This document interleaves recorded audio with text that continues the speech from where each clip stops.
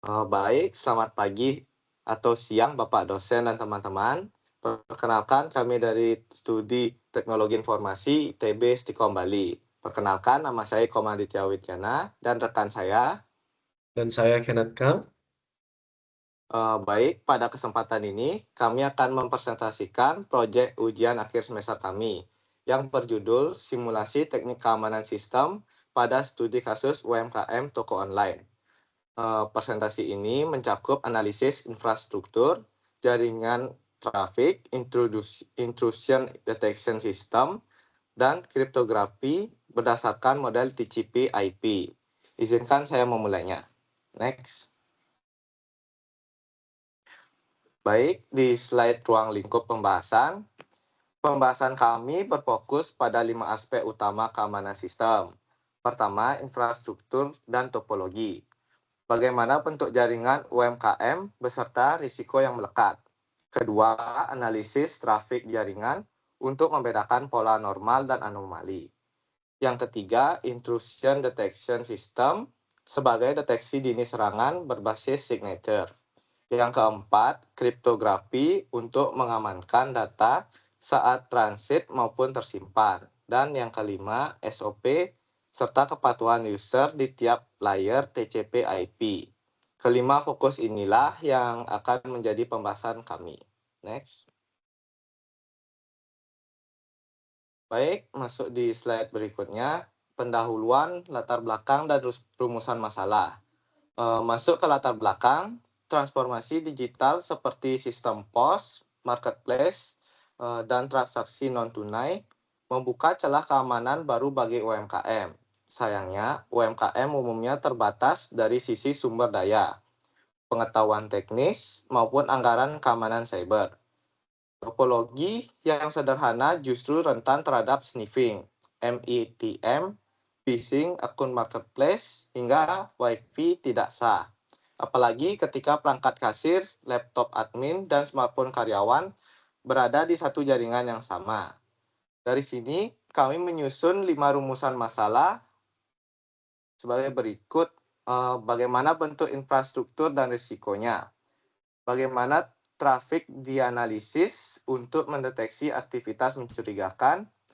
Bagaimana IDS mendeteksi serangan. Bagaimana kriptografi meningkatkan keamanan data. Dan bagaimana SOP diterapkan pada tiap layer TCP/IP. Next. Baik, di slide ini tinjauan pustaka. Kerangka analisis kami bertumpu pada dua konsep model TCP/IP dan CAI thread. CAI thread terdiri dari confidentiality atau kerahasiaan data, integrity atau keutuhan data, availability atau ketersediaan sistem. Kemudian setiap layer TCP/IP kami petakan dengan ancamannya. Pada application layer terdapat phishing, SQL injection, dan sessioning hijacking. Pada transport layer ada session hijacking dan TCP SYN flood. Pada network terdapat IP spoofing dan ARP positioning. Dan pada physical layer ada sniffing serta akses Wi-Fi tidak sah. Intinya, setiap lapisan punya fungsi dan risiko berbeda, sehingga analisis keamanan kami petakan berdasarkan layer tempat ancaman muncul. Next. Metodologi, objek, topologi, dan tools. Untuk metodologi, objek studi kami adalah UMKM toko online dengan topologi sederhana, dari ISP menuju gateway, lalu router atau access point Wi-Fi dengan WPA2 PSK yang menghubungkan PC kasir, laptop admin, dan smartphone karyawan. Yang perlu digarisbawahi, semua perangkat berada pada satu subnet tanpa segmentasi VLAN, artinya berbagai broadcast domain yang sama. Tools simulasi yang kami gunakan yaitu Cisco Packet Tracer untuk topologi dan konfigurasi, ada Wireshark untuk capture dan analisis traffic, Snoot berbasis rules untuk mekanisme IDS, OpenSSL, dan CyberSafe untuk enskripsi serta hashing. dan AirTrack untuk audit kekuatan WiFi secara edukatif. Next. Di analisis dan pembahasan. Sekarang temuan keamanan per layer pada application layer. Kami temukan phishing yang mengelabui karyawan untuk memasukkan kredensial marketplace dan belum adanya 2FA. Kata sandi kasir bahkan dipakai bersama dan mitigasinya mengaktifkan 2FA, satu akun per pengguna dan edukasi anti phishing. Pada transport layer, layanan pendukung serta notifikasi struk masih memakai HTTP port 80, sehingga pada data plain text terbaca via Wireshark. Mitigasinya, pastikan seluruh layanan berjalan pada HTTPS TLS 1.2 ke atas. Pada network layer, satu subnet tanpa VLAN dan firewall belum aktif, memungkinkan ARP positioning ke posisi MITM. Mitigasinya, segmentasi guest network dan aktifkan firewall router. Dan pada physical layer, WPA 2PSK dengan passphrase pendek dan SSID yang menampilkan nama usaha jadi kelemahan. Mitigasinya, migrasi ke WPA 3 passphrase minimal 12 karakter dan dipisahkan SSID. Baik, selanjutnya akan dijelaskan oleh rekan saya. Baik, terima kasih.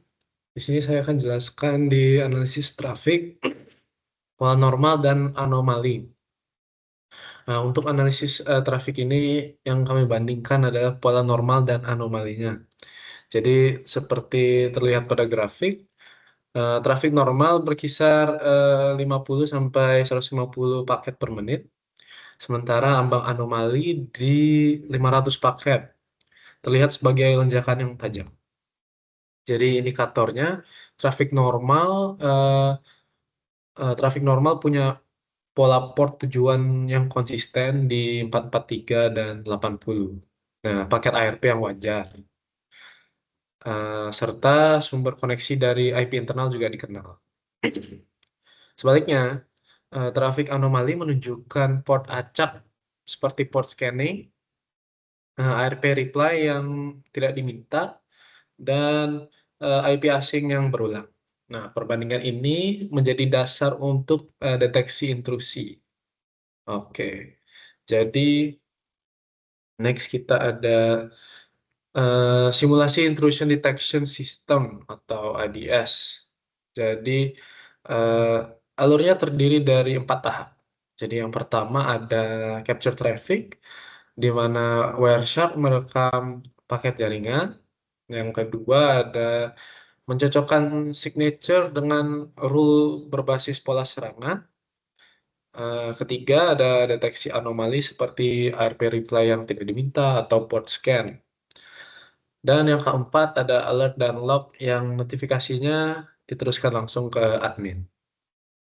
Nah, contoh rule yang kami simulasikan mendeteksi ARP reply yang unsolicited dan port scan burst dengan ambang 500 koneksi dalam 5 detik. Hasilnya, IDS berhasil mendeteksi seluruh skenario serangan, baik ARP poisoning maupun port scanning dengan false positif yang rendah. Karena rule ini dibatasi pada penyimpangan yang jelas dari baseline harian. Gitu. Jadi di sini ada simulasi penerapan kriptografi. Nah, yang kami bagi menjadi data in transit dan data at rest. Nah, untuk data in transit yaitu komunikasi POS ke cloud, kami gunakan TLS dengan RSA dan AS. Handshake asimetris untuk tukar kunci sesi. Lalu asimetris untuk data transaksi. Gitu. Untuk data at rest ada 2 penerapan. Jadi Penyimpanan kata sandi menggunakan SHA-256 dengan salt sehingga password asli tidak tersimpan plain text meski basis data diakses tidak sah. Lalu pelanggan lokal pada PC kasir dienkripsi dengan AES-256 untuk mengantisipasi risiko pencurian perangkat fisik. Nah, SOP keamanan dan indikator kepatuhan user. Nah, berikutnya SOP keamanan dan indikator kepatuhan user per layer. Jadi pada fisikal, gunakan passphrase kuat dan pisahkan jaringan tamu. Dengan indikator kata sandi Wi-Fi diganti berkala juga.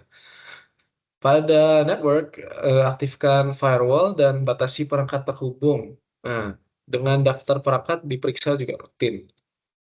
Nah, pada transport, pastikan semua layanan berjalan HTTPS dengan indikator tidak ada trafik HTTP.